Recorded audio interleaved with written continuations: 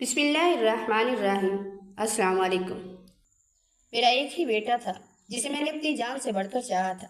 بڑے ارمانوں سے اس کی شادی کی، مگر شادی کے چند ماہ بعد ہی میری دنیا اجڑ گئی۔ میری بہو نے مجھ پر ایسا شرمناک الزام لگا دیا کہ میرا بیٹا بھی اس کی باتوں میں آ گیا۔ اس نے مجھے اور میری بیوی کو دھکے دے کر گھر سے نکال دیا۔ بے سہارا ہو کر ہم ایک اولڈ ایج ہوم پہنچے، مگر ایک دن ایک شخص ہمیں وہاں سے لے گیا۔ ہم نے سمجھا شاید کوئی ہماری مدد کرنا چاہتا ہے، لیکن وہ جگہ تو ایک ایسا عذاب خانہ نکلی جہاں بوڑھے ماں باپ سے بھیک منگوائی جاتی تھی۔ ایک دن میں سڑک کے کنارے بھیک مانگ رہا تھا کہ اچانک ایک مہنگی گاڑی ہمارے سامنے آ کر رکی۔ میں نے سوچا کوئی امیر آدمی خیرات دینے آیا، مگر جیسے ہی گاڑی کا دروازہ کھلا اور میری نظر اس شخص پر پڑی، میری آنکھیں حیرت سے پھٹی کی پھٹی رہ گئی۔ میرے ہاتھ کانپ رہے تھے اور دل کی دھڑکنیں گلے میں آ کر اٹک گئی تھی۔ گھر کی فضا میں ایک زہریلا سناٹا چھایا ہوا تھا جب میری بہو نے زہر میں بجھے لہجے میں وہ جملے کہے جس کا میں تصور بھی نہیں کر سکتا تھا۔ اس نے میرے بیٹے کے سامنے اپنی آنکھوں میں مصنوعی آنسو سجائے اور سسکیاں بڑھتے ہوئے کہا، دانش، آپ یقین مانیں کہ آپ کے باپ کی نیت اس گھر میں بالکل ٹھیک نہیں ہے۔ وہ مجھے بری اور گندی نگاہوں سے دیکھتے ہیں، اور اگر یہ دونوں اسی گھر میں رہے تو میں ایک پل بھی یہاں نہیں رہوں گی۔ میں ابھی اسی وقت اپنا سامان اٹھا کر اپنے میکے چلی جاؤں گی اور آپ کبھی بھی مجھے واپس نہیں لا سکیں گے۔ اس نے جب یہ الفاظ کہے تو ایسا لگا جیسے کسی نے میرے سینے میں خنجر اتار دیا۔ میں صوفے کے ایک کونے میں سمٹا ہوا یہ سب دیکھ رہا تھا۔ میرا دل پارا پارا ہو رہا تھا۔ میں شدید کرب اور حیرت کے سمندر میں ڈوب چکا تھا کہ میری تربیت پر یہ کیسا سنگین الزام لگایا جا رہا ہے۔ میری نظریں اپنے بیٹے دانش کے چہرے پر جمی تھی۔ مجھے اس سے ایک لمحے کے لیے اس پکار کی امید تھی کہ وہ چیخ کر کہے گا کہ ماریا، خاموش ہو جاؤ، میرا باپ ایسا نہیں ہو سکتا۔ امید بھری نظروں سے دیکھ رہا تھا کہ شاید وہ اپنی بیوی کی اس بکواس کو جھٹلا دے اور مجھے پکار کر کہے کہ ابا جان، میں جانتا ہوں آپ ایسے نہیں ہیں، وہ میری بیوی کا سچا بیٹا ہے۔ لیکن وہ تو جیسے پتھر کا بن چکا تھا۔ ماریا کا یہ جھوٹ میری روح کو جلا کر راکھ کر رہا تھا، کیونکہ سچ تو دیواروں پر لکھا ہوا تھا۔ میں ایسا گھٹیا انسان کبھی ہو ہی نہیں سکتا تھا۔ جب سے میری بیوی بیمار ہوئی تھی، میں اپنی زندگی کے تمام کام چھوڑ کر دن رات اس کی تیمارداری میں لگا رہتا تھا۔ ہم دونوں میاں بیوی اپنے کمرے سے باہر نکلنے سے بھی کتراتے تھے، کیونکہ مجھے پہلے دن سے ہی اندازہ تھا کہ ماریا ہمیں اس گھر سے نکالنے کے لیے کوئی نہ کوئی زہریلی چال ضرور چلے گی۔ وہ ہر وقت اسی طاق میں رہتی تھی کہ کسی طرح ہمیں ذلیل کر کے گھر سے بے گھر کر دے، کیونکہ ہم اس کی بیجا عیاشیوں اور فضول خرچیوں میں سب سے بڑی رکاوٹ تھے۔ لیکن اس کا یہ وار اتنا کاری ہوگا میں نے سوچا بھی نہ تھا۔ ہوش تو مجھے تب آیا جب میرا بیٹا دانش اپنی جگہ سے اٹھا اور اس نے غصے سے بھر کر سامنے رکھی کھانے کی پلیٹ کو ہوا میں اچھال دیا، جو فرش پر گر کر ہزاروں ٹکڑے ہو گئے۔ اس کے منہ میں ابھی بھی نوالا تھا۔ وہ اسے زبردستی نگلنے کی کوشش کرنے لگا۔ اس کا چہرہ غصے سے تمتما رہا تھا۔ اس نے پانی کے 2-4 گھونٹ بھرے اور خالی گلاس کو بھی زمین پر پوری قوت سے دے مارا۔ وہ کسی درندے کی طرح میری طرف بڑھ رہا تھا۔ اس کی آنکھوں میں میرے لیے کوئی احترام یا محبت نہیں تھی، بلکہ ایسا وحشانہ غصہ تھا جسے آج وہ اپنی ہی سگی ماں اور بوڑھے باپ کا کام تمام کر کے ہی دم لے گا۔ اس کے چہرے پر یہ خوفناک تاثرات دیکھ کر میں سوچنے پر مجبور ہو گیا تھا کہ کیا وہ واقعی یہ وہی بچہ ہے جسے میں نے اپنی انگلی پکڑ کر چلنا سکھایا تھا؟ کیا یہ وہی ہے جس کے لیے میں نے اپنی پوری جوانی تڑپا تڑپا کر گزار دی تھی؟ لیکن وہ تو اپنی بیوی کے عشق میں اس قدر اندھا ہو چکا تھا کہ اسے اپنے خون کے رشتے زہریلے لگنے لگے تھے۔ وہ تو اپنی بیوی کے ہاتھوں میں ایسی کٹ پتلی بن کر رہ گیا تھا کہ ماریا اسے جس طرف لے جانا چاہتی تھی وہ بنا سوچے سمجھے وہی کرتا چلا جاتا تھا۔ اور میں یہ دیکھ کر خون کے آنسو رو رہا تھا کہ ایک باپ کی پوری زندگی کی کمائی آج ایک جھوٹی عورت کے چند آنسوں کے سامنے رائگاں جا رہی تھی۔ نہ جانے میرے بیٹے دانش کی آنکھوں پر ماریا کی محبت کی کون سی ایسی سیاہ پٹی بندی تھی جس نے اسے اپنے ماں باپ کے سارے رشتے بھلوا دیے تھے اور اسے انسان سے درندہ بنا دیا تھا۔ اپنے بیٹے کو غصے سے اپنی طرف بڑھتا دیکھ کر میرا پورا جسم کانپنے لگا اور میرے پیروں تلے سے زمین نکلنے لگی۔ مجھے اس لمحے اپنی موت سے زیادہ اس بے توقیری کا ڈر محسوس ہو رہا تھا جو مجھے اپنے ہی بیٹے کے ہاتھوں ملنے والی تھی۔ وہ دیوانے کی طرح میری طرف لپکا اور اپنے مضبوط ہاتھ آگے کرتے ہوئے میری کلائیوں کو اتنی سختی سے جکڑنا چاہا کہ میرا سانس رکنے لگا۔ میں ڈر اور دہشت کے مارے اپنے دونوں ہاتھوں سے اپنا بوڑھا چہرہ چھپانے لگا، کیونکہ مجھے اچھی طرح یاد ہے کہ 1-2 بار پہلے بھی وہ اپنی بیوی کے اکسانے اور اس سے بھڑکانے پر میرے چہرے پر زوردار تھپڑ مار چکا تھا۔ میرے دل کے کسی کونے میں اب بھی وہی پرانی تڑپ تھی کہ شاید وہ رک جائے، لیکن سوائے افسوس اور بے بسی کے ہم کچھ بھی کرنے سے قاصر تھے۔ میں دل ہی دل میں تڑپ کر اسے بددعائیں دینے لگتا کہ اے میرے مالک، خدا کرے کل کو تمہاری اولاد بھی تمہارے ساتھ یہی سلوک کرے۔ مگر میری بیمار اور کمزور بیوی مجھے اپنی لرزتی ہوئی آواز میں فوراً ٹوک دیتی اور روتے ہوئے کہتی کہ حاجی صاحب، ہم نے جو اذیت سہی ہے ہماری اولاد وہ کیوں سہے؟ اسے معاف کر دے اور ایسی بددعائیں مت دیا کرے، کیونکہ ہم نے اسے اولاد کی طرح پالا ہے۔ لیکن میں سوچتا کہ میں کیا کرتا۔ وہ بیٹا جسے میں نے اپنے خون پسینے کی کمائی سے پالا، جس کی ہر خواہش پوری کرنے کے لیے خود کو مارا، جس کی زندگی کو سنوارنے میں نے کوئی کسر نہیں چھوڑی تھی، آج وہی اپنی بیوی کے کہنے پر ہمارے ساتھ اس قدر گھٹیا اور ذلت آمیز سلوک کیے ہوئے تھا کہ ہم دنیا کے سامنے کسی کو بھی منہ دکھانے کے قابل نہیں رہتے۔ ہمارے محلے والے بھی اب ہمارے گھر اس گھر کی روزانہ کی چیخو پکار اور تماشوں سے واقف ہو چکے تھے۔ شروع میں تو وہ ہم سے ہمدردی کرتے اور دروازے پر آ کر پوچھا کرتے تھے کہ حاجی صاحب، آپ کے گھر سے یہ لڑائی جھگڑے کی آوازیں کیوں آ رہی ہیں؟ سب خیر تو ہے؟ مگر بعد میں جب انہوں نے بار بار دیکھا کہ ہمارا بیٹا باز نہیں آتا اور ہماری تذلیل اس کا روز کا معمول بن چکا ہے، تو انہوں نے بھی ہمیں اس معاملے میں مزید شرمندہ کرنا چھوڑ دیا اور ہم اپنی ہی چار دیواری میں قید ہو کر ایک ایسی تنہائی کا شکار ہو گئے جہاں ہر دیوار ہم پر ہنستی ہوئی معلوم ہوتی تھی۔ وہی ایک منحوس لمحے میرا بیٹا دانش درندے کی طرح میری طرف لپکا اور مجھے دونوں بازوؤں سے زور سے پکڑ کر زمین پر گھسیٹتے ہوئے گھر کے دروازے کی طرف لے جانے لگا۔ میں نے اپنے بوڑھے اور کانپتے ہوئے قدموں کو زمین پر پوری طاقت سے جما لیا تھا کہ شاید وہ رک جائے، لیکن ایک بوڑھا اور کمزور آدمی اس جوانی کے نشے میں دھت انسان کے سامنے کب تک ٹک سکتا تھا؟ وہ میری تمام مزاحمت کو رونتا ہوا مجھے ڈرائنگ روم سے باہر دھکیلنے میں کامیاب ہو گیا، اور جیسے ہی اس نے مجھے باہر سڑک پر دھکا دیا تو میں بے اختیار ہو کر منہ کے بل نیچے آ گرا اور میری ٹانگ کسی سخت چیز کے نیچے آ کر بری طرح کچل گئی۔ مجھے اس وقت درد محسوس نہیں ہو رہا تھا، بلکہ روح کا کرب اتنا شدید تھا کہ میری آنکھوں سے آنسوؤں کا سیلاب بہہ نکلا۔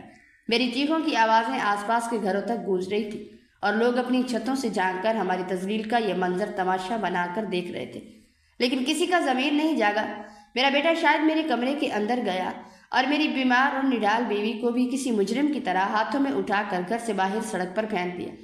ہم دونوں اس کے اس وحشانہ رویے کو دیکھ کر سکتے میں آ گئے تھے کہ کیا واقعی کوئی سگا بیٹا اپنے ماں باپ کے ساتھ بھی ایسا سلوک کر سکتا ہے؟ لیکن شاید ہمارے بلا وجہ کے لاڈ پیار اور اندھی محبت نے اسے اتنا بگاڑ دیا کہ وہ ہماری عزت کرنا تو دور کی بات ہمیں انسان سمجھنے کے بھی قابل نہیں رہا تھا۔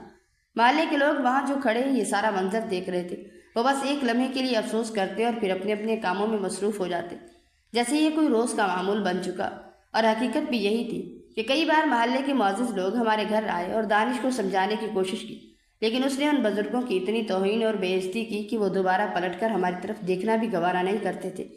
ہم بے بسی کی اس انتہائی کربناک منزل پر کھڑے تھے جہاں اپنے حق کے لیے ایک لفظ کہنا بھی محال ہو چکا تھا۔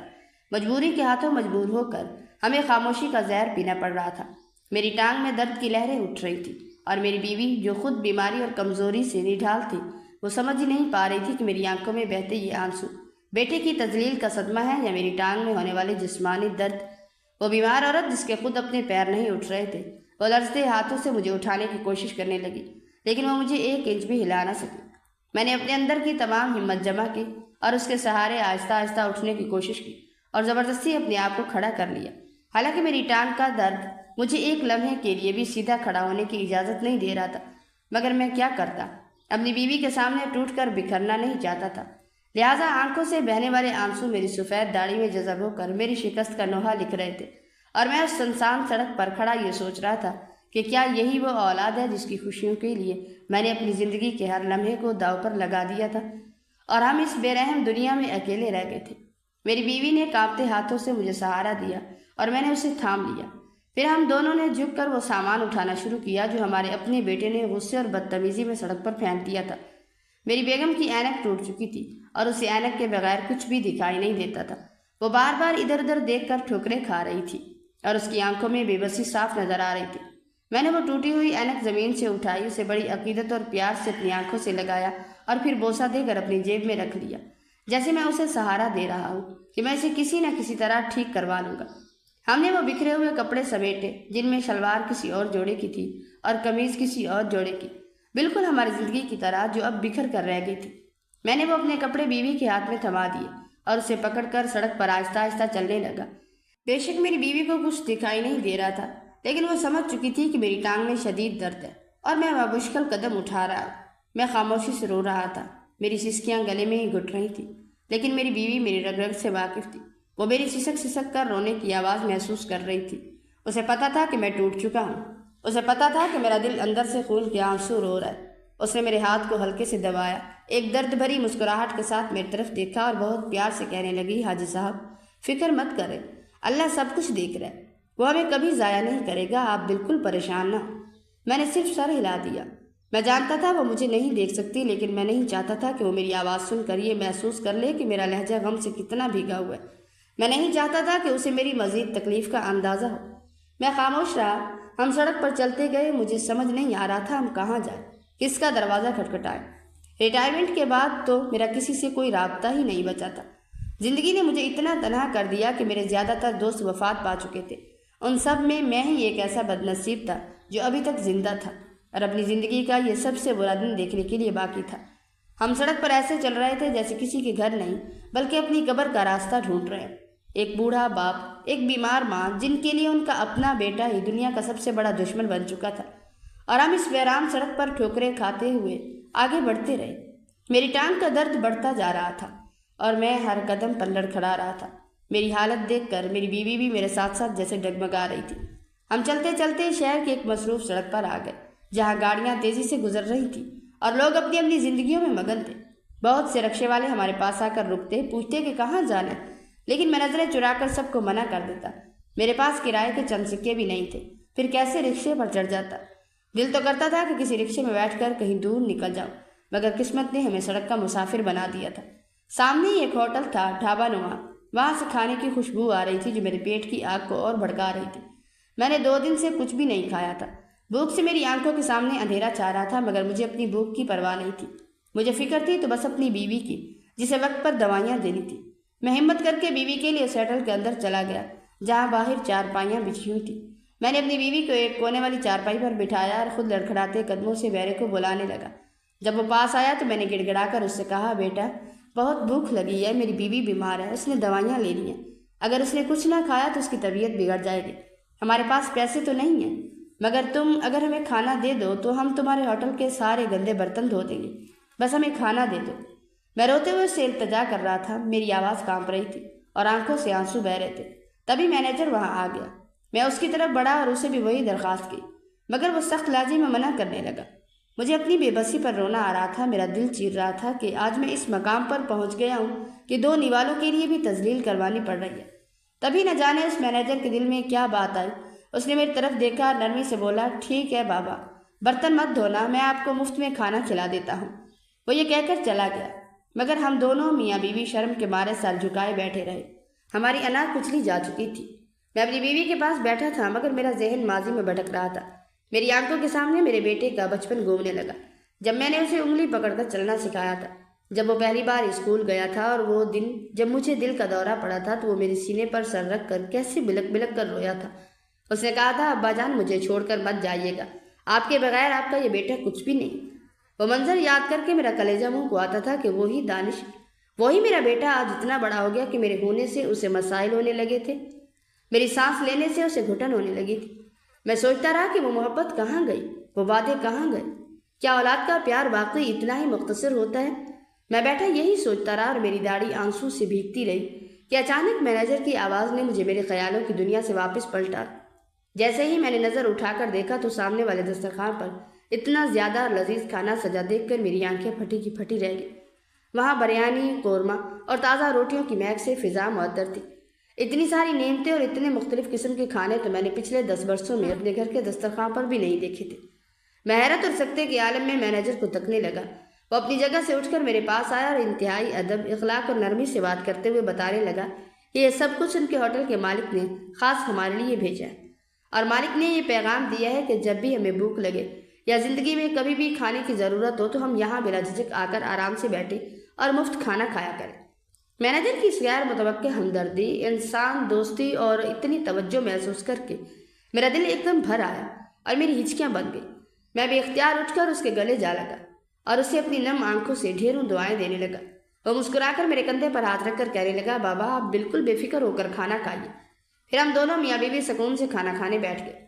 میں بڑی عقیدت اور محبت سے نوالے توڑ توڑ کر اپنی بیمار بیوی کے منہ میں ڈالتا رہا۔ میں ایک ایک نوالے میں اسے پیار اور اپنے دکھ بانٹنے کی کوشش کر رہا تھا، اور جب اس نے پیٹ بھر کر کھانا کھا لیا تو باقی بچا ہوا کھانا میں نے خود کھا لیا۔ اسی دوران میری بیوی نے بہت آہستہ اور دھیمی آواز میں مجھ سے پوچھا، کیا تمہارے پاس کھانا ادا کرنے کے لیے پیسے موجود ہیں؟ تو میں نے فوراً مسکرا کر کہا، ہاں میرے پاس پیسے ہیں۔ میں نے اسے ہرگز یہ نہیں پتہ لگنے دیا کہ مینیجر نے ہمیں یہ کھانا خیرات کے طور پر مفت میں کھلایا۔ کیونکہ مجھے اچھی طرح معلوم تھا کہ میری بیوی کی انا اور اس کی غیرت یہ بات ہرگز گوارا نہ کرے گی کہ ہم اس طرح لوگوں کی نظروں میں مجبور، لاچار اور بے بس کہلائے جائیں، اور لوگ ہمیں زکوٰۃ یا خیرات کے ٹکڑے کھلانے والے حقارت امیز نظروں سے دیکھیں۔ وہ تو اپنی عزت نفس کو اپنی جان سے زیادہ عزیز رکھتی تھی، اس لیے میں نے اپنے دل پر لگی ہوئی چوٹ کو چھپا کر جھوٹ بول دیا۔ لیکن میرا دل جانتا تھا کہ یہ ایک بوڑھے باپ کی کتنی بڑی شکست ہے کہ وہ اپنی بیوی کو پیٹ بھر کر کھلانے کے لیے بھی اس حد تک مجبور ہو چکا ہے کہ اسے غیروں کے رحم و کرم پر جینا پڑ رہا ہے۔ ہم نے جب ہوٹل سے باہر قدم رکھا تو اندھیرا گہرا ہو چکا تھا اور ٹھنڈی ہواؤں کے جھونکے ہمیں بے گھر زندگی کا احساس دلا رہے تھے۔ اب ہمیں یہ سمجھ نہیں آ رہا تھا کہ ہم لوگ جائیں تو کہاں جائیں۔ ہماری تو کوئی رہائش ہی باقی نہیں رہی تھی۔ زندگی کی جمع پونجی اور گھر بار سب کچھ دانش نے ہم سے چھین لیا۔ اسی عالم میں پریشانی میں ایک خوبرو مگر عجیب و غریب حلیے والا آدمی ہمارے پاس آیا اور ہمدردی سے کہنے لگا، آپ لوگ کو کہیں چھوڑنا ہے تو بتائیے، میں صبح سے آپ کو یہاں در بدر بھٹکتا دیکھ رہا ہوں۔ جہاں آپ جانا چاہیں میں آپ کو اپنے رکشے میں لے جاؤں گا، آپ جیسے بزرگوں سے کرائے کے پیسے نہیں لیتا۔ یہ کہتے ہوئے وہ ہم سے ہمدردی جتلانے لگا، مگر اس کی شکل کسی گنڈے اور موالیوں کی طرح تھی۔ اس کی آنکھیں نشے سے لال ہو رہی تھی جو ایک عجیب سا خوفناک منظر پیش کر رہی تھی۔ رات کے اس پہر ایسے اجنبی آدمی پر یقین کرنا اور اس کے ساتھ کسی ویرانے میں چل پڑنا میرے لیے ناممکن تھا، کیونکہ میرے ساتھ میری بیمار اور کمزور بیوی بھی تھی۔ مجھے ایک پل کے لیے لگا کہ شاید وہ کسی لوٹ مار یا چوری کی نیت سے ہماری طرف بڑھا ہے۔ میرا دل زور سے دھڑکنے لگا۔ ابھی وہ واپس جانے ہی لگا تھا کہ کہنے لگا، میری ماں جی بھی میرے ساتھ ہیں، اگر آپ لوگ میرے ساتھ جانے میں ہچکچاہٹ محسوس کرتے ہیں تو کوئی بات نہیں۔ یہ سن کر میری بیوی نے ہمت کی اور کہنے لگی، ہاں ہمیں چھوڑ دو۔ میں نے صفیہ کو گھور کر دیکھا کہ آخر ہم جائیں تو کہاں جائیں، ہمارا تو کوئی ٹھکانہ ہی نہیں بچا۔ تبھی وہ آہستہ سے بولی، ہمیں اولڈ ایج ہوم چھوڑ دو۔ ہمارے علاقے میں حال ہی میں ایک اولڈ ایج ہوم بنا تھا جس کا ذکر میں نے 2 ماہ قبل تک کیا تھا جب دانش نے مجھے پہلی بار تھپڑ مارا تھا۔ تب میں نے اپنی بیوی سے کہا کہ اب یہاں رہنا بنتا نہیں، ہمیں کہیں اور چلنا چاہیے۔ لیکن میری بیوی نے مجھے یہ کہہ کر روکا تھا کہ وہ تو بس اپنی بیوی کے اثر میں آ کر ایسا کر رہا ہے، اسے سمجھائیں تو وہ سمجھ جائے گا، مگر وہ نہیں سمجھا۔ اولڈ ایج ہوم کا نام سن کر میری آنکھوں سے آنسوں کی جھڑی لگ گئی اور میری بیوی بھی بلک بلک کر رونے لگی۔ میں نے اس اجنبی سے کہا، پہلے مجھے اپنی بیوی کا چشمہ سیٹ کروانا ہے، کیا تم ہمیں دکان تک چھوڑ دو گے؟ تو وہ بولا، ہاں آپ لوگ چلے تو صحیح۔ ہم نے بے بسی کے عالم میں اس رکشے میں قدم رکھا، یہ جانے بغیر کہ یہ رکشہ ہمیں کسی سہارے کی طرف نہیں بلکہ ہماری زندگی کے سب سے بھیانک امتحان اور ایک تاریک سازش کی طرف لے جا رہا تھا۔ وہ اجنبی آدمی ہمیں رکشے میں بٹھا کر شہر کی بھیڑ بھاڑ سے دور ایک ویران اور تاریک راستے پر لے آیا۔ ہم دونوں کو ایک ایسی جگہ لے آیا جہاں اولڈ ایج ہوم تو بالکل نہیں تھا، بلکہ ایک بہت بڑا اور بدبودار ڈیرا تھا جہاں ہمارے جیسے کئی بے بس اور لاچار بزرگ پڑے تھے۔ میں نے جب وہاں لوگوں کو دیکھا تو میری آنکھیں کھلی کی کھلی رہ گئی، اور میں سے کچھ بزرگوں کو تو میں جانتا تھا کیونکہ میں روزانہ مسجد سے آتے ہوئے انہیں کچھ نہ کچھ بھیک دیا کرتا تھا۔ آج وہی لوگ میرے سامنے بے بسی کی تصویر بنے بیٹھے تھے۔ میں ایک پل میں سب کچھ سمجھ گیا کہ یہ درندہ صفت انسان ہمیں یہاں پناہ دینے نہیں بلکہ ہم سے بھیک منگوا کر اپنی جیبیں بھرنے لایا۔ میں نے لرزتے ہوئے اپنی بیوی کے کان میں سرگوشی کی کہ ہم کسی غلط جگہ پھنس گئے، مگر وہ شیطانی انسان میری نظروں کی زبان پڑ گیا اور اسے فوراً اندازہ ہو گیا کہ ہمیں اس کی گھٹیا سازش کا علم ہو چکا ہے۔ اس نے کوئی وقت ضائع نہیں کیا، ہم دونوں میاں بیوی کو ایک دوسرے سے الگ کرنے کے لیے اس نے مجھے زبردستی مردوں والے حال میں دھکیل دیا اور میری بیمار بیوی کو زبردستی کھینچ کر عورتوں کے کمرے میں بند کر دیا۔ میں غصے اور بے بسی سے پیچ و تاب کھا کر رہ گیا۔ میرا دل کر رہا تھا کہ اس کے گریبان پکڑ لوں، مگر وہ طاقتور تھا اور میں ایک کمزور بوڑھا۔ میری بیوی تو ابھی تک اس حقیقت سے ناآشنا تھی، وہ تو سادہ دل تھی، اسے لگ رہا تھا کہ ہم واقعی اولڈ ایج ہوم پہنچ چکے ہیں، جبکہ وہ گھٹیا انسان ہمارے نام پر بھیک مانگنے کی بھیانک سازش کر چکا تھا۔ اگلی صبح وہی ہوا جس کا مجھے دل ہی دل میں ڈر تھا۔ وہ درندہ ہمیں ایک مصروف اور رش والی جگہ پر لے گیا اور سڑک کے کنارے بٹھا کر ہم پر چلانے لگا کہ اب بھیک مانگو، ورنہ آج تمہیں نہ کھانا ملے گا نہ ہی کوئی سہارا۔ اس کی لال آنکھوں میں خون اتر آیا تھا۔ اس کے ہاتھ میں ایک موٹی سی لاٹھی تھی جسے دیکھ کر میری بیوی کا رنگ زرد پڑ گیا تھا۔ اپنی بیمار بیوی کی حالت دیکھ کر مجھ سے صبر نہ ہوا اور میں نے مجبور ہو کر اس کے سامنے جھکتے ہوئے کہا کہ ٹھیک ہے، ہم تمہارے لیے بھیک مانگ مانگ کر دیں گے، بس تم بدلے میں ہمیں اس جگہ رہائش دے دینا اور وقت پر 2 وقت کا کھانا فراہم کر دینا۔ میری یہ بات سن کر وہ اطمینان سے مسکرایا اور تھوڑا دور جا کر ایک کونے میں کھڑا آ گیا تاکہ ہماری ہر حرکت پر نظر رکھ سکے۔ سڑک پر بیٹھے ہوئے میرے ہاتھ کانپ رہے تھے، لوگ وہاں سے گزرتے جا رہے تھے اور میری غیرت کا جنازہ نکل رہا تھا۔ میں نے زندگی میں کبھی کسی سے 1 پیسہ نہیں مانگا تھا، مگر آج میرا اپنا بیٹا مجھے اس مقام پر لے آیا تھا کہ مجھے ایک گنڈے کے لیے بھیک مانگنا پڑ رہی تھی۔ میری نظریں جھکی ہوئی تھی اور میری بیوی کے آنسو اس کے دوپٹے میں جذب ہو رہے تھے۔ ہم دونوں سڑک کے اس ہجوم میں ایسے گم تھے جیسے ہماری اپنی کوئی پہچان ہی باقی نہ بچی ہو۔ دل ہی دل میں اپنے رب سے فریاد کر رہا تھا کہ اے میرے مالک، اس سے بہتر تو تھا کہ وہ ہمیں گھر سے نکال کر کسی ویرانے میں مار دیتا، کم از کم ہماری عزت تو محفوظ رہتی۔ مگر آج ہم ذلت کے اس انتہا پر تھے جہاں سے واپسی کا کوئی راستہ دکھائی نہیں دے رہا تھا۔ میں سڑک کے کنارے اپنی بیمار بیوی کے ساتھ بیٹھا اور میری روح کانپ رہی تھی۔ جب میں نے ہاتھ پھیلانے سے صاف انکار کر دیا تو وہ درندہ دور کھڑا اپنی سرخ ہوتی آنکھوں سے مجھے اس طرح گھور رہا تھا جیسے وہ ابھی آ کر ہمیں جان سے مار دے گا۔ وہ بار بار اشاروں سے ہمیں مجبور کر رہا تھا کہ ہاتھ پھیلاؤ ورنہ آج تمہاری خیر نہیں۔ وہاں موجود دوسرے بے بس بوڑھوں نے مجھے پہلے ہی بتا دیا تھا کہ اگر شام تک ہم نے بھیک کی ایک معقول رقم جمع نہ کی تو یہ آدمی ہمیں نہ صرف بھوکا مارے گا بلکہ بے دردی سے تشدد بھی کرے گا۔ مجھے اب شدت سے یہ محسوس ہو رہا تھا کہ شاید میری زندگی کا باقی حصہ اسی طرح سڑکوں کی خاک چھانتے اور لوگوں کے سامنے ہاتھ پھیلاتے ہوئے کٹے گا۔ میری آنکھوں سے آنسوں کی دھاریں بہہ رہی تھی، میری سفید داڑھی بھیگ چکی تھی اور میں دل ہی دل میں موت کی دعائیں مانگ رہا تھا۔ تبھی اچانک ایک سفید رنگ کی چمکتی ہوئی مرسیڈیز گاڑی ہمارے سامنے آ کر رکی۔ اس کے ٹائروں کی آواز نے خاموش فضا کو چیر دیا۔ مجھے لگا شاید کوئی رحم دل انسان ہمیں بھیک دینے آ رہا ہے۔ میرے چہرے پر ایک لمحے کے لیے ہلکی سی خوشی کی لہر دوڑی، کیونکہ اگر ہمیں کچھ پیسے مل جاتے تو وہ درندہ ہمیں مارتا نہیں اور ہمیں آج کا کھانا بھی مل جاتا۔ کار کا شیشہ نیچے ہوا، کوئی شخص باہر نکلنے کے لیے دروازہ کھول رہا تھا۔ مجھے لگا وہ میری بے بسی دیکھ کر ہمدردی کے لیے ہاتھ بڑھا رہا ہے۔ میں نے اپنی جھکی ہوئی نظریں اٹھائیں تاکہ اس شخص کا چہرہ دیکھ سکوں۔ میری آنکھوں میں امید اور بے بسی کا ایک عجیب سا ملا جلا منظر تھا۔ میں نے سوچا کہ کیا یہ شخص میری زندگی کا آخری سہارا بن کر آیا ہے؟ کیا آج میری دعائیں رنگ لانے والی ہیں؟ لیکن مجھے بالکل اندازہ نہیں تھا کہ وہ کار والا شخص محض بھیک دینے نہیں بلکہ میری زندگی کی سب سے بڑی سچائی کا سامنا کروانے آیا۔ ایک ایسا منظر جس نے میری نبضیں ایک لمحے کے لیے ساکت کر دی۔ جیسے ہی وہ شخص کار سے باہر نکلا، اس کا قد و قامت، اس کا انداز نشست و برخاست دیکھ کر میرا دل زور سے دھڑکا۔ وہ میرے قریب آیا اور مجھے بازوں سے پکڑ کر اٹھایا۔ ایک پل کے لیے تو میں ڈر کے مارے کانپ اٹھا تھا، کیونکہ برسوں پہلے میرے اپنے بیٹے نے بھی مجھے بالکل اسی طرح بازوں سے پکڑ کر دھکے دے کر گھر سے نکالا تھا۔ اس اجنبی نے لرزتی آواز میں کہا، آپ لوگ یہاں کیا کر رہے ہیں؟ میں نے ہمیشہ آپ لوگوں کو تلاش کرنے کی ہر ممکن کوشش کی تھی، لیکن میں آپ تک پہنچنے میں ناکام رہا۔ آپ یقین کریں میں ایک لمحے کے لیے بھی آپ لوگوں سے غافل نہیں رہا تھا۔ میں مسلسل آپ کی خبر رکھتا ہوں۔ جو کچھ بھی آپ نے یہ چند دن اذیت میں گزارے ہیں، میں اس کے لیے معافی کا طلبگار ہوں۔ وہ شخص یہ کہتے ہوئے بچوں کی طرح رونے لگا۔ اس نے جھک کر میرے ہاتھوں پر بوسہ دیا اور مجھے زبردستی گلے سے لگا لیا۔ میں اسے حیرت سے تک رہا تھا۔ میری بیوی بھی آواز سن کر چونک گئی۔ میرا ہاتھ مضبوطی سے پکڑ کر کھڑی ہوتے ہوئے ڈرتے ڈرتے بولی، کہیں اس رکشے والے کی طرح ہمیں کوئی نیا دھوکہ تو نہیں دے رہے؟ لیکن وہ شخص نفی میں سر ہلا رہا تھا۔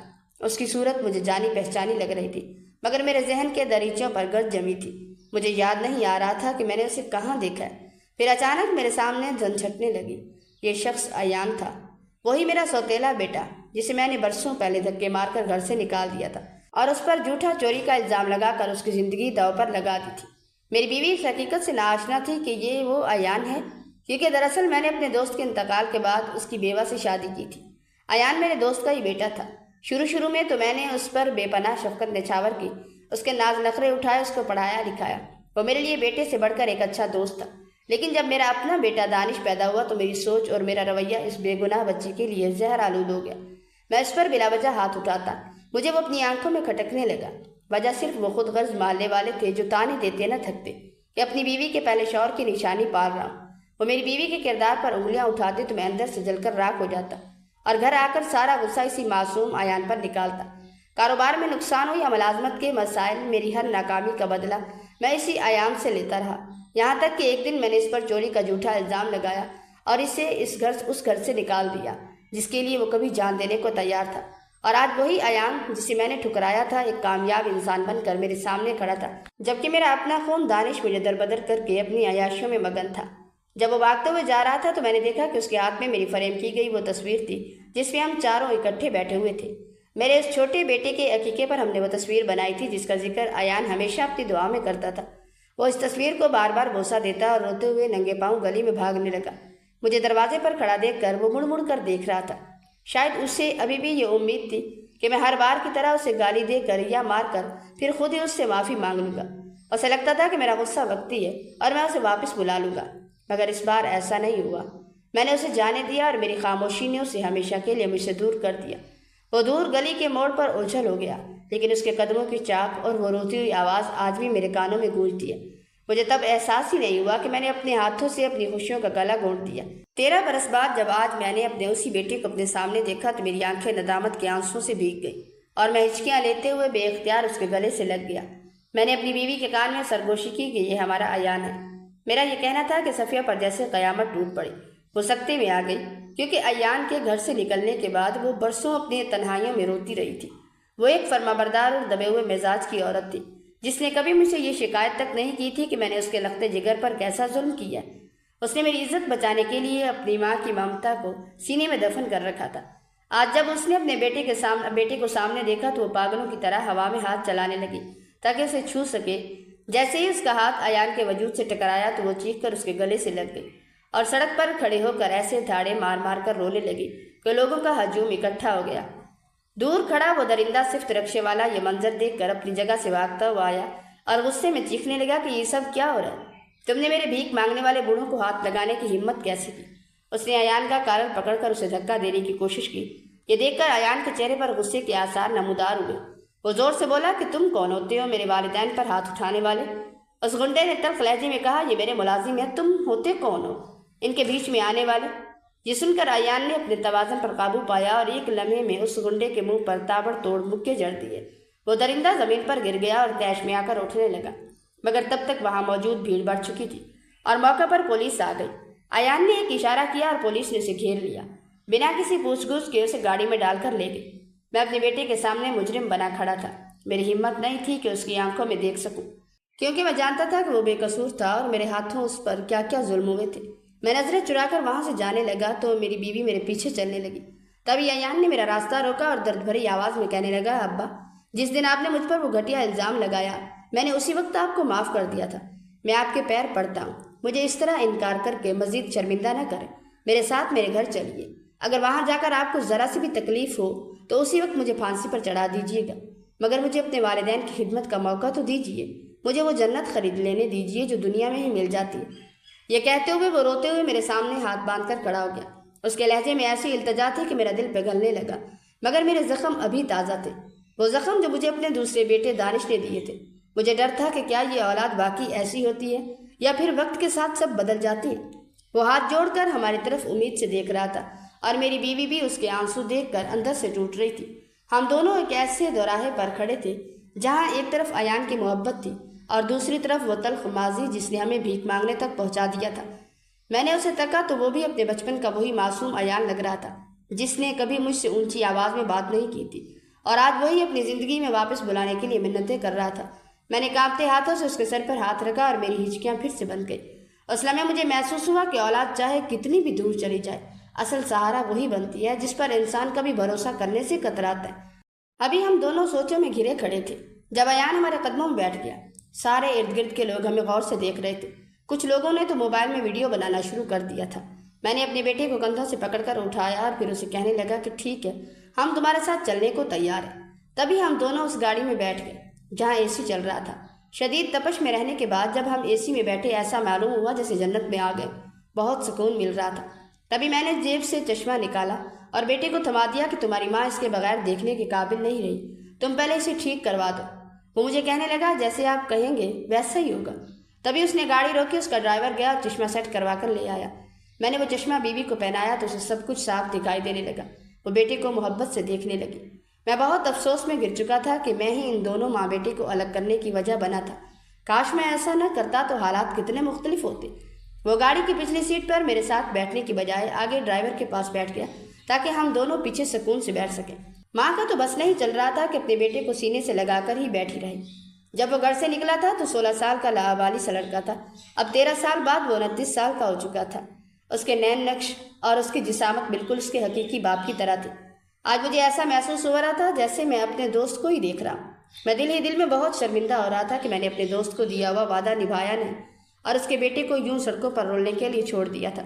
تبھی نہ جانے اس نے کیسے میری سوچ پڑھ لی اور کہنے لگا، ابا، اگر آپ مجھے گھر سے نہ نکالتے تو شاید میں کبھی اتنا بڑا آدمی نہ بن پاتا۔ یہ کہہ کر وہ مڑا اور خوش اخلاقی سے میرے ہاتھ تھام لیے اور کہنے لگا، اب آپ کو بھی کچھ بھی کرنے کی ضرورت نہیں، بس آپ سارا دن آرام کیا کرنا، گارڈن میں واک کرنا۔ میری بیوی آپ دونوں کا بہت اچھے سے خیال رکھے گی، اگر اس نے ذرا سی بھی کوتاہی کی تو فوراً مجھے بتا دیجیے گا۔ میرا ڈرائیور شہاب ہمیشہ آپ لوگوں کے ساتھ رہے گا، کوئی بھی کام ہو تو ذرا سی آواز دیجیے گا، یہ فوراً حاضر ہو جائے گا۔ اسے ہمارے آرام کی اتنی پرواہ تھی، اور ہمارا سگا بیٹا دانش نہ جانے وہ کیوں ہمیں گھر سے نکالنے پر مجبور ہوا تھا۔ ایان کو اتنا کامیاب اور شفیق دیکھ کر میرے دل میں سکون اتر آیا، اور مجھے اس بات کی خوشی ہو رہی تھی کہ میری غلطی نے اس کا مستقبل تباہ نہیں کیا بلکہ سنوار دیا تھا۔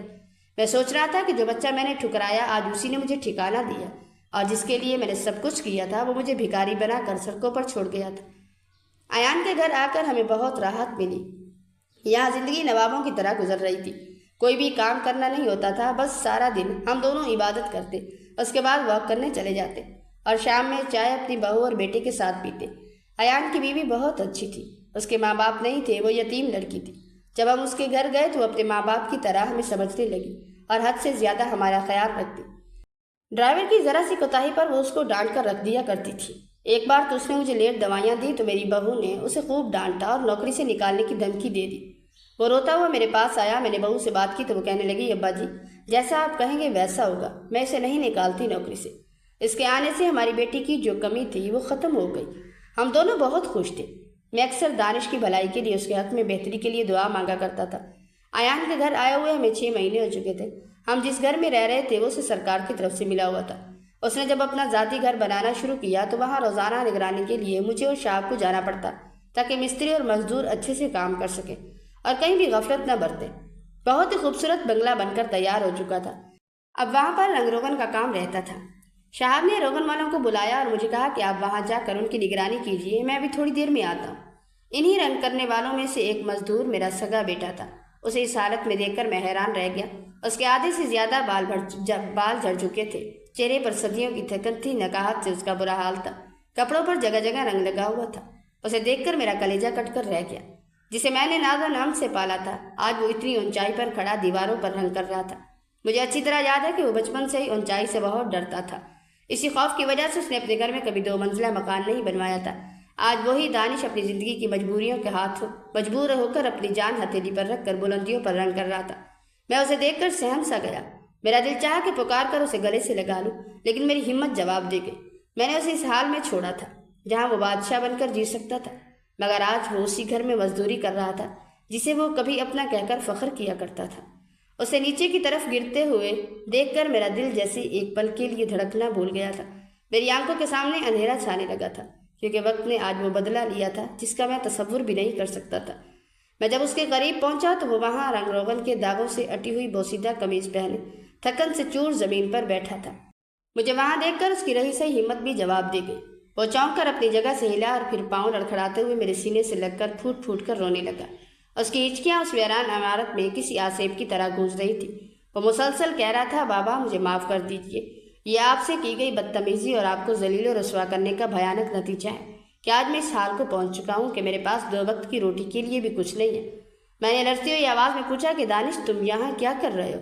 تمہاری وہ بیوی کہاں ہے اور اس سب کا کیا ہوا؟ تو وہ ہچکیاں لیتے ہوئے بولا کہ ابا میری اس بیوی نے چالاکی سے سب کچھ اپنے نام کروا لیا تھا اور پھر جس شخص سے وہ شادی سے پہلے پیار کرتی تھی اسی کے ساتھ بھاگ گئی۔ مجھے اب معلوم ہو چکا ہے کہ میں کتنا بڑا احمق تھا۔ اس نے مجھے ورغلایا تھا اور وہ جو الزام اس نے آپ لوگوں پر لگائے تھے وہ سراسر جھوٹ اور دغا تھے۔ وہ تو اپنے اسی یار سے شادی سے پہلے بھی ملتی تھی، مجھے تو اپنے گھر میں بنک تک نہیں ہونے دی۔ آخرکار مجھے سڑک پر لا کر کھڑا کر دیا۔ ابا جی مجھے معاف کر دیجیے، میں تو اس قابل بھی نہیں ہوں کہ آپ میری طرف دیکھ بھی سکیں۔ یہ کہتے ہوئے وہ زمین پر بیٹھ کر دھاڑے مارنے لگا۔ تمام مستری اور مزدور اپنا کام چھوڑ کر ہمیں حسرت سے دیکھ رہے تھے۔ تبھی شہاب کے ساتھ ساتھ ایان بھی وہاں پہنچ گیا اور وہ سارا منظر دیکھ کر سکتے میں آ گیا۔ ایان آہستہ آہستہ آگے بڑھا اور دانش کے سامنے جا کر کھڑا ہو گیا۔ اس کی آنکھوں میں کینہ نہیں بلکہ ایک گہرا درد تھا۔ ایان نے دانش کے کندھے پر ہاتھ رکھا اور نم آنکھوں سے کہنے لگا، دانش بچپن میں ہم دونوں کی اندیکھی رقابتیں ہوا کرتی تھی، لیکن آج میں تم سے درخواست کرتا ہوں کہ پرانی ساری تلخیاں اور لڑائیاں بھلا کر ہم ایک بار پھر سے ایک خاندان کی طرح جینا شروع کر دیں۔ میں باپ نہیں بن سکتا اور تمہارے پاس یہ معصوم بچے، میری یہ ساری دولت کس کام کی؟ کیا تم اپنا یہ بیٹا مجھے گود دے دو گے تاکہ اس کا مستقبل سنور جائے؟ یہ کہہ کر ایان بھی رو پڑا۔ دانش نے حالات کی تلخی اور ایان کی شرافت کو پرکھا تو اس بات میں سر ہلا دیا۔ دونوں بھائی روتے ہوئے ایک دوسرے کو گلے لگا چکے تھے۔ میں بھی یہ منظر دیکھ کر خوش ہو رہا تھا۔ میری آنکھیں برسوں کے سوکھے ہوئے آنسوں سے بھیگ چکی تھی۔ یہ سب ایان کی مہربانی تھی کہ ایک بکھرا ہوا خاندان پھر سے جوڑنے کی کوشش کر رہا تھا۔ میں نے کئی بار دانش کو سمجھایا کہ دوسری شادی کر لو تاکہ زندگی کا پہیہ آگے بڑھے، لیکن وہ اندر سے ٹوٹ چکا تھا۔ اس کے لیے وہ ایک دھوکہ ہی کافی تھا۔ وہ بہت نادم تھا اور مجھ سے ہر لمحہ معافیا مانگتا تھا، مگر قدرت کا انصاف کچھ اور ہی تھا۔ ایک رات وہ ایسا سویا کہ پھر جاگ ہی نہ سکا۔ اس کے انتقال سے گھر میں سوگواری چھا گئی تھی اور صف ماتم بچھ گئی۔ میری بیوی تو اپنے بیٹے کو دیکھ دیکھ کر زندہ لاش بن چکی تھی۔ جب دانش کے جنازے کا وقت آیا تو اس دار فانی سے کوچ کر گئی۔ وہ اپنے بیٹے کی جدائی کا صدمہ برداشت نہ کر سکی۔ پچھلے 2.5 سالوں سے وہ اندر ہی اندر گھر رہی تھی۔ وہ بے وفا نہیں تھی، لیکن اس بھری دنیا میں مجھے اکیلا چھوڑ کر ابدی نیند سو گئی۔ ایک دن جب میری اپنی طبیعت بہت خراب تھی تو میں نے اپنے بیٹے ایان کو اپنے پاس بلایا اور اسے نصیحت کرنے لگا کہ بھائی کے یتیم بچوں پر ہمیشہ شفقت رکھنا، کبھی بھی ان سے بے رحمی سے پیش مت آنا۔ ایسا نہ ہو کہ مکافات عمل میں تمہارے ساتھ بھی وہی ہو جو میرے ساتھ ہوا، کیونکہ جو میں نے تمہارے ساتھ کیا اس کا بدلہ تو میں دیکھ چکا ہوں۔ اب میں تم سے التجا کرتا ہوں کہ ایسا مت کرنا۔ ایان نے میری بات کاٹتے ہوئے بڑے پیار سے میرا ہاتھ تھاما اور بولا، ابا آپ نے یہ کیسے کہہ دیا کہ یہ میرے بھائی کے بچے ہیں؟ یہ میرے اپنے خون ہیں، یہ میرے اپنے بچے ہیں۔ اس نے میرا بہترین علاج کروایا، میں پہلے سے کافی بہتر ہو گیا۔ پوتے میرا خوب خیال رکھتے تھے، بہو نے بھی میری خدمت میں کوئی کسر نہیں چھوڑی۔ ایان مجھے روز شام کو واک پر لے جاتا۔ میری زندگی اب پرسکون گزر رہی تھی، لیکن اب بھی کبھی کبھی بیوی اور دانش کی یاد آتی ہے تو دل بیٹھ جاتا ہے۔ اب مجھے صرف موت کا انتظار ہے۔ اس زندگی کا سبق یہی ہے کہ انسان کو اپنی اولاد میں کبھی کوئی فرق نہیں کرنا چاہیے، اور نہ ہی کسی کی باتوں میں آ کر اپنوں کو پرایا کرنا چاہیے، کیونکہ مکافات عمل کا پہیہ ہر حال میں گھومتا ہے، اور جو بویا جاتا ہے وہی کاٹا جاتا ہے۔ آج میں ایک امیر گھرانے میں ہونے کے باوجود اندر سے ایک فقیر ہوں، جس کے پاس سب کچھ ہے، مگر وہ اپنا کھویا ہوا وقت، وہ پیارے چہرے واپس نہیں پا سکتا جو میرے ظلم اور انا کی بھیڑ چڑھ گئے۔ میرے عزیزوں، اس کہانی کا تلخ مگر سچا سبق یہ ہے کہ زندگی ایک کرائے کا مکان ہے اور وقت کا پہیہ بہت ظالم ہے۔ آج جو آپ کے سامنے بوڑھے، بے بس اور کمزور ہیں، کل کو آپ نے بھی اسی منزل پر آنا ہے۔ یاد رکھیں، والدین کا دل اللہ کی رضا کا سب سے چھوٹا اور آسان راستہ ہے، اور ان کو دکھانا دنیا اور آخرت کی سب سے بڑی محرومی ہے۔ جو ہاتھ آج آپ کے سر پر سایہ کیے ہوئے ہیں، کل یہ سایہ اٹھ جائے گا تو ساری دولت، ساری کامیابیاں اور ساری عیاشیاں آپ کو تنہائی کے اندھیروں میں تنہا چھوڑ دے گی۔ ان بوڑھے ہاتھوں کا مان رکھیں جنہوں نے آپ کی انگلی پکڑ کر آپ کو چلنا سکھایا، جنہوں نے آپ کی بیماریوں میں اپنی راتوں کی نیندیں قربان کی، جنہوں نے اپنی خواہشات کا خون کر کے آپ کے خوابوں کو رنگین کیا۔ یاد رکھیے، مکافات عمل کا قانون بڑا بے رحم ہے۔ آج آپ اپنے والدین کے ساتھ جو رویہ اپنائیں گے، کل آپ کی اولاد وہی فصل آپ کے بوڑھے آنگن میں کاٹے گی۔ آج اگر آپ نے ان کی خدمت نہیں کی تو کل آپ کی اپنی اولاد کے لیے آپ کی محبت، آپ کی ضرورت اور آپ کا درد محض ایک بوجھ بن جائے گا۔ بڑھاپے میں والدین کو تڑپانا یا انہیں گھر سے نکالنا صرف ایک گناہ نہیں، بلکہ اپنے پیروں پر خود کلہاڑی مارنا ہے۔ خدمت کر لیجئے، ان کے قدموں کی خاک کا احترام کر لیجئے، اس سے پہلے کہ وہ وقت آئے جب آپ کے پاس پچھتانے کے لیے صرف آنسو اور ویران گھر بچے، کیونکہ ماں باپ کی دعا کے بغیر نہ دنیا میں سکون ملتا ہے اور نہ ہی آخرت میں ٹھکانا۔ ہمیشہ یاد رکھیں، جن ہاتھوں نے آپ کو بچپن میں سنبھالا تھا، ان کے کانپتے ہاتھوں کو تھامنا ہی اصل کامیابی اور عین عبادت ہے۔ اے ہمارے رب، ہمیں ہمارے والدین کے لیے ٹھنڈک اور سکون کا ذریعہ بنا۔ اے اللہ، ہمیں ان کی خدمت کرنے، ان کا احترام کرنے اور ان کی دعائیں سمیٹنے کی توفیق عطا فرما۔ اے کائنات کے مالک، جو بھی اس تحریر کو پڑھے یا سنے تو ان کی زندگی کی تمام پریشانیوں اور مشکلوں کو اپنی رحمت سے آسان کر دے۔ اے رزاق، ان کے رزق اور روزی میں ایسی برکت عطا فرما جس کا وہ گمان بھی نہ کر سکے، اور ان کے گھروں کو امن، سکون اور محبت کا گہوارہ بنا دے۔ اے اللہ، ہمیں اپنے والدین کا فرما بردار بنا، ہماری خطاؤں کو معاف فرما اور ہمارے بڑھاپے کو ہماری اولاد کے ہاتھوں میں عزت اور سکون والا بنا۔ آمین۔